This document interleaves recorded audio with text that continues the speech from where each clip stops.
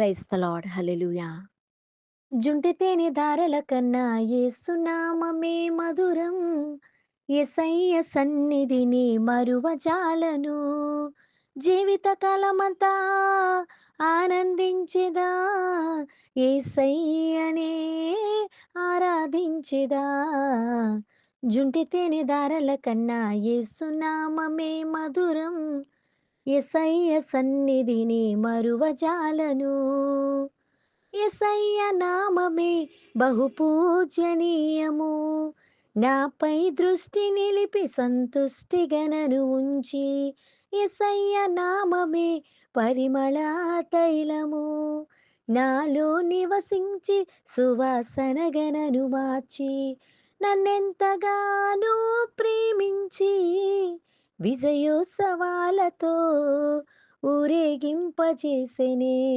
జుంటె తేనె దారల కన్నా యేసునామమే మధురం. యేసయ్య సన్నిధిని మరువజాలను. మహిమా ఘనతకు కారకుడా మీకు స్తోత్రం. మార్గము చూపువాడా మీకు స్తోత్రం. వెలుగైయున్న తండ్రి మీకు స్తోత్రం. మరణము నుండి జీవమునకు నన్ను దాటించిన వాడా మీకు స్తోత్రం. మృత్యుంజయుడా మీకు స్తోత్రం. నేటి దినము కొరకు ఏర్పాటు చేయబడిన వాక్య భాగము, ఇదిగో త్వరగా వచ్చుచున్నాను. వాని వాని క్రియల చొప్పున ప్రతి వానికిచ్చుటకు నేను సిద్ధపరిచిన జీతము నా యొద్దనున్నది. ప్రకటన గ్రంథము 22వ అధ్యాయము 12వ వచనము. దేవాది దేవుడు తన రాకడను గురించి మనతో మాట్లాడుతూ, నేటి దినాన్న మనతో మాట్లాడుతూ సెలవిచ్చిన మాట ఏమనగా, ఇదిగో నేను త్వరగా వచ్చుచున్నాను. దేవుని రాకడ ఆలస్యమవుతుందంటే ఆయన మనలను ఇంకా ప్రేమిస్తూ ఉన్నాడని, ఇంకా మనం మారతామని ఎదురు చూస్తూ ఉన్నాడని, ఈ దినమైనా నా బిడ్డలు మారి నా చెంత చేరుతారేమో, ఈ దినమైనా వారిని రక్షించాలి అని ఆశపడుతూ ఎదురు చూస్తూ ఉన్నాడు. ఆయన వచ్చినదే నశించిన దానిని వెదకి రక్షించడానికి.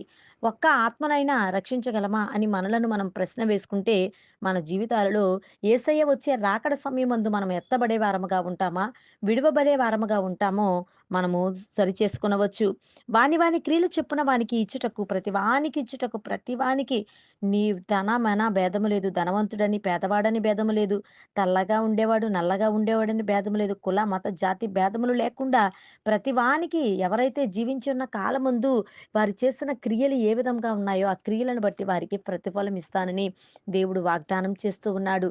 ఈ సమయమందు యోసేపు గారిని గనక మనం జ్ఞాపకం చేసుకుంటూ ఉంటే, అన్నలు తనను గుంటలో పడవేసినప్పుడు మరలా తీసి వే హ్మ్. వేరే దేశస్థులకు అతనిని అమ్మివేసినప్పుడు మరి ఆహ్, ఆ అధ్యక్షుల వారి దగ్గర, తన యజమాని దగ్గర తన భార్య తనను బలవంతం చేసినప్పటికీ, యవ్వన కాలంలో ఉన్నాడు. అయినప్పటికీ దేవుడున్నాడన్న భయము చేత మరి దేవుణ్ణి ఆనుకుని పారిపోవడం, పాపానికి దూరముగా పారిపోవడాన్ని మనం చూస్తూ ఉన్నాము. అంతేకాకుండా మరి మనం జ్ఞాపకం చేసుకున్నట్లయితే దేవాతి దేవుడు ఎంతో కరుణామయుడు, శక్తిమంతుడు, సర్వేశ్వరుడు. యోబు గారు కూడా తన బిడ్డల నిమిత్తమే పాపం చేశారేమోనని ప్రతి దినము కూడా అరుణోదయమున లేచి అర్పణను అర్పించేవాడు. కనుక ఎవరి క్రియలను బట్టి వారికి ప్రతిఫలాన్ని ఇచ్చే దేవుడని గ్రహించి ఎంతగానో మరి యోసేపుని ఆశీర్వదించిన దేవుడు, మరి యోబుకు రెండింతల ఆశీర్వాదాన్ని ఇచ్చిన దేవుడు మనందరిని ఆశీర్వదించడానికి ఇష్టపడుచు ఉండగా, మన మనసులను, మన క్రియలను సరిచేసుకుని దేవుడు అనుగ్రహించేటువంటి జీతాన్ని పొందుకోవడానికి మనలను మనం సంసిద్ధులుగా చేసుకుందాం. దేవుడు తన పరిశుద్ధ వాక్కును దీవించునుగాక. ఆమేన్. ప్రార్థన. గొప్ప దేవుడా, శక్తిమంతుడా, సర్వేశ్వరా, ఇదిగో త్వరగా వచ్చుచున్నాను అంటున్నావు. ప్రవ్వా, నువ్వు వచ్చే సమయానికి నా క్రియలను, నా పద్ధతులను, నా విశ్వాసాన్ని చక్కబరుచుకుని నీ యందు నమ్మిక ఉంచగలుగునట్లు నాపై నీ నిత్య కృపను కృమ్మరించుమని యేసు నామమున అడుగుచున్నాను తండ్రి. ఆమేన్.